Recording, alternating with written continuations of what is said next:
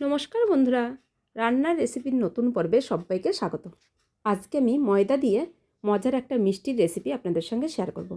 খুব বেশি উপকরণও লাগবে না, ঘরে থাকা উপকরণ দিয়েই এই মিষ্টিটা আপনারা বাড়িতে তৈরি করতে পারবেন। আর চটজলদিও তৈরি হয়ে যায়, খেতেও কিন্তু বেশ ভালো লাগে। প্রথম থেকে শেষ পর্যন্ত ভিডিওটা দেখার অনুরোধ রইল আপনাদের সকলের কাছে। যদি ভালো লাগে ভিডিওটা একটা লাইক করবেন।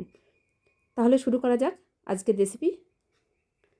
প্রথমে একটা বাটি নিলাম, তার মধ্যে দিয়ে দিচ্ছি 2 কাপ মতন ময়দা। এখানে আপনারা চাইলে আটা দিয়েও করতে পারেন। ময়দার মধ্যে এবার দিয়ে দিচ্ছি স্বাদ মতন লবণ, 1 চামচ দিয়ে দিলাম চিনি, আর বেশ কিছুটা দিয়ে দেবো রিফাইন অয়েল। এখানে আপনারা চাইলে ঘিও ব্যবহার করতে পারেন। ওই ধরেন 3-4 টেবিল চামচ মতন রিফাইন অয়েল দিয়ে দিলাম। এবার সমস্ত কিছু দিয়ে ময়দাটাকে ভালোভাবে ময়াম দেবো। হাত দিয়ে ভালোভাবে মেখে নিতে হবে। ময়দাটা যখন এরকমভাবে হাত দিয়ে মুঠ করলে মুঠ হয়ে যাচ্ছে আর চাপ দিলে ভেঙে যাচ্ছে, সেইভাবেই কিন্তু ময়দাটাকে ভালোভাবে ময়াম দিয়ে নিতে হবে। তারপরে অল্প অল্প জল দিয়ে একটা সফট ডো তৈরি করে নিতে হবে।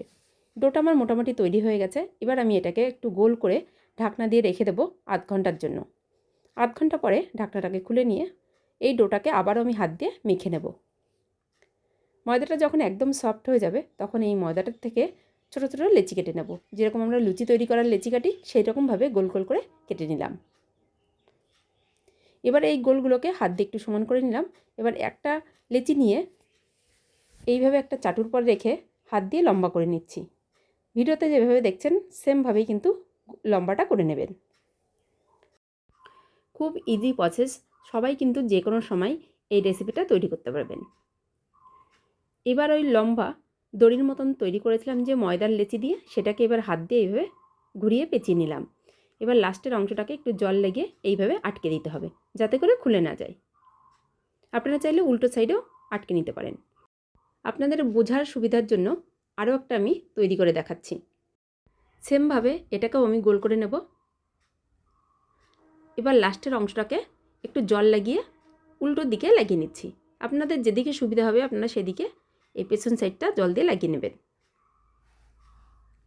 এটাও তৈরি হয়ে গেল। এইভাবে সমস্তগুলোকে তৈরি করে নিলাম। এটাকে একটা কড়াইয়ের মধ্যে রিফাইন অয়েল গরম হতে বসিয়ে দিয়েছিলাম। হালকা গরম হয়েছে, যাতে আঙুল দিলে আঙুলটা ডুবিয়ে রাখা যায় সেরকম গরমের মধ্যেই কিন্তু এইগুলো ছেড়ে দিতে হবে। খুব তেল গরম করে কিন্তু এই মিষ্টিটা দেওয়া যাবে না। এবার মিডিয়াম ফ্লেমে এটাকে হালকা ব্রাউন করে ভেজে নিতে হবে। এক সাইড বেশিক্ষণ হতে দেওয়া যাবে না, এটাকে বারবার কিন্তু উল্টাতে হবে। তাহলে এক সাইড বেশি করে পুড়ে যাবে বা রং ধরে যাবে, আর এক সাইড কিন্তু হতে সময় লাগবে। তাই বারবার উল্টে হালকা ব্রাউন করে এটাকে তুলে নিতে হবে। একসঙ্গে আমি সবগুলো দিই নি, বাকিগুলো রয়েছে, আমি 2 ব্যাচে এগুলো ভেজে নেব। দেখেই নিশ্চয়ই বুঝতে পারছেন কালারটা কিন্তু চেঞ্জ হতে শুরু করে দিয়েছে। আধা আধি প্রায় ভাজাও হয়ে গেছে। এইভাবে মিডিয়াম ফ্লেমে 7 থেকে 8 মিনিট ধরে এই ব্যাচ ভেজে নিলাম। এই ব্যাচ ভাজা হয়ে গেছে। এটাকে এবার তেল থেকে তুলে নেব একটা টিস্যুর উপরে। বাকি ব্যাচটাও সেমভাবে ভেজে নেব।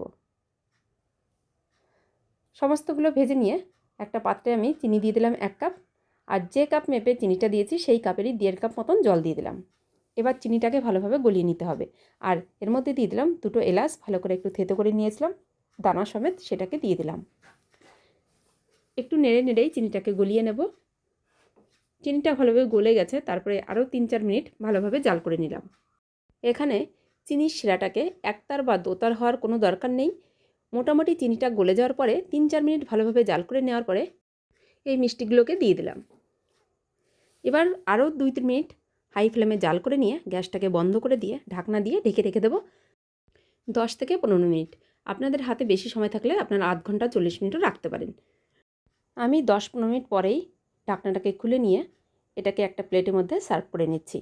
আপনাদের কেমন লাগলো আমার এই সহজ পদ্ধতির ঘরে থাকা উপকরণ দিয়ে মিষ্টির রেসিপি অবশ্যই কিন্তু কমেন্ট করে জানাবেন। যদি ভালো লাগে ভিডিওটা একটা লাইক করবেন, আর আপনারাও এইভাবে বাড়িতে তৈরি করে আমাকে জানাবেন কেমন হয়েছিল। আজ তাহলে এই পর্যন্তই। অন্য কোনো দিন ফিরে আসবো অন্য কোনো রেসিপি নিয়ে। ভালো থাকবেন, সুস্থ থাকবেন, আর অবশ্যই আমার চ্যানেলের সঙ্গে থাকবেন। ধন্যবাদ।